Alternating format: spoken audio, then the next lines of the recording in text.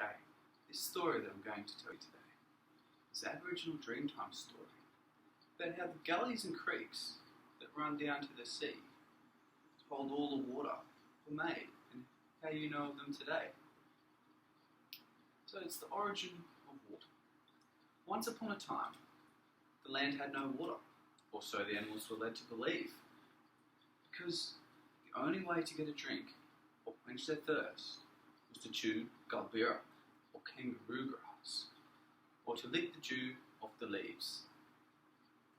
But one day, the short-nosed bandicoot Gudjila saw Bangara, the blue-tongued lizard, drying himself off on a rock. And when all the other animals heard this, they were sad, they were angry. And they said to Bangara, "You must know where the water is. You must have water hidden away somewhere." But Bangara would not tell them. He wanted the water to himself. So the animals, upset and angry, called a meeting and chose Gudjila, the bandicoot. Now, Bangara would just walk off, and when he did, Gudjila would follow wherever he went.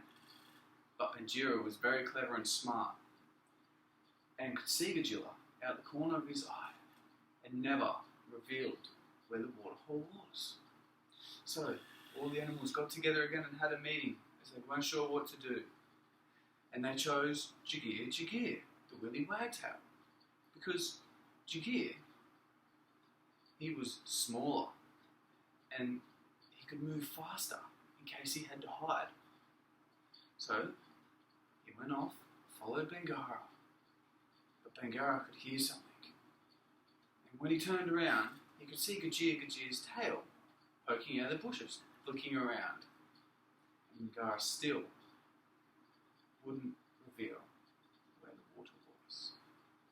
The animals, they had to form the meeting again. They did not know what to do. Bangara was way too clever and smart. That's when Gula, the rat, who is the smallest of all the animals, said he could follow Bangara. But all the other animals laughed at him. And Medin, the ring-tailed possum, pushed his way through the crowd and told Gula that he was way too small and he shouldn't be heard. Gula, who was very hurt, went his own way and crept up very close behind Bangara, the blue-tongued lizard. Now, when Bangara thought he could hear something and turned to his left, Gula would jump to his right. And when Bangara thought he heard something and looked to his right, then Gula would jump to his left. Now, because Gula was very small, he continued to sneak up behind the blue-tongued lizard. And Bangara led him all the way to the spring that was hidden underneath a big, flat rock. Now, Gula snuck up even closer and then jumped out, sprung out, and scared Bangara, and Bangara ran away. All the other animals, they were so happy with Gula, so happy. They were all running around with water bubbling from the spring. They all jumped in and began to splash water about everywhere. And the kingfisher, who was so glad, he swam to and fro, and then with his beak, he made drains and gullies in front of the running water, all the way down to the sea.